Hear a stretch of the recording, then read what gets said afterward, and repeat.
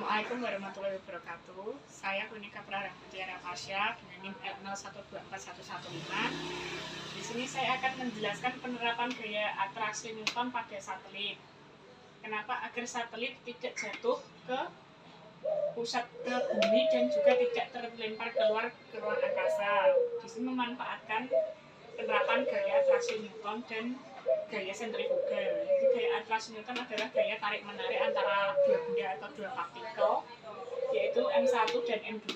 Di sini M1 tertarik oleh M2, menghasilkan gaya F2. Gaya tarik pada M1 oleh M2. Lalu ada gaya F1. F1 adalah gaya tarik pada M2 oleh M1.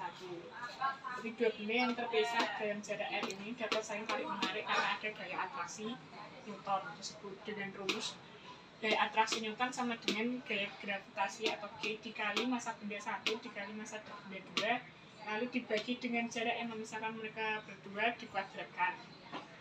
Ya, terus di sini ada yang namanya bumi dan juga satelit.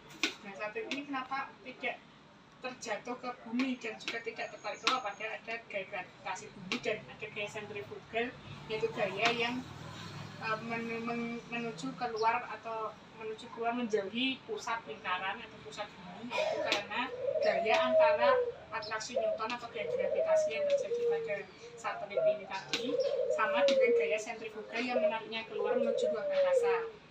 Caranya bagaimana?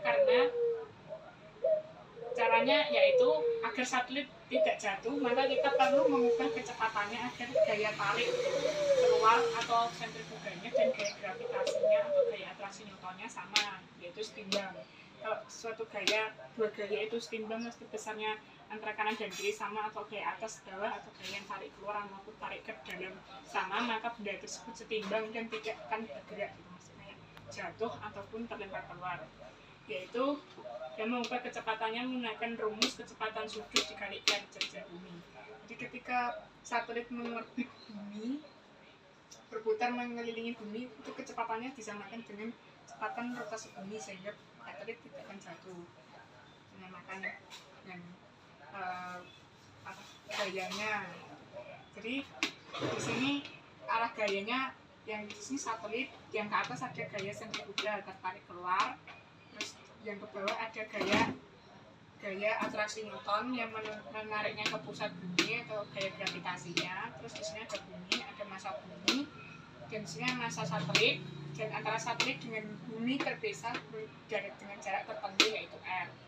Memasukkan ke rumusnya, kita dapat mengetahui berapa gaya atraksi Newton dan gaya sentrifugal yang diperlukan agar satelit tersebut tidak jatuh, yaitu memasukkan G massa bumi dikali massa satelit dibagi R kuadrat, yaitu jarak yang memisahkan antara satelit dan pusat bumi dikuadratkan, lalu sama dengankan dengan rumus gaya sentrifugal, yaitu massa benda atau massa satelit dikali V kuadrat, yaitu kecepatan yang diperlukan agar benda tersebut, satelit tersebut dalam keadaan setimbang, lalu per R atau jarak antara satelit dengan bumi, pusat bumi.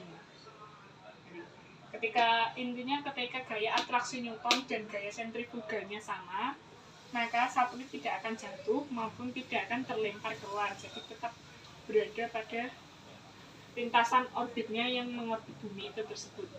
Terima kasih.